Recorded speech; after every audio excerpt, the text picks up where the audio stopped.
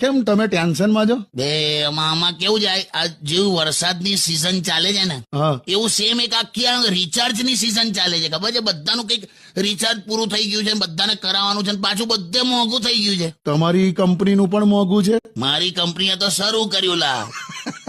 મારી કંપની એ કંપની છે જેના આવવાથી આ મિસકોલ વાળી પ્રથા બંધ થઈ ગઈ હતી. હા હા હા લોકો ડાયરેક્ટ ફોન કરતા થયા હતા. કરેક્ટ. પણ હવે એવું લાગે છે કે ફરી પાછી ટપાલ સેવા એ મારી કંપની જ શરૂ કરાવશે. હું યાર, પણ તમે જ કીધું તું ને હું કે તમારી કંપનીમાં પ્રસંગ ચાલે છે. પણ પત્તો જ નથી. અને આ પ્રસંગમાં તમને ઇન્વિટેશન હોય કે ના હોય, ચાંદલો તો બધાએ લખાવો જ પડ્યો છે. મેં છે ને હમણાં એક વિડીયોમાં જોયું હા, કે તમે જે કહો છો ને એ પ્રસંગમાં વરરાજાએ જે ઘડિયાળ પહેરી હતી ને એ 13 કરોડની છે. એમ તો પછી બીજા 250 એડ કરી દેજે રિચાર્જમાં ભાઈ.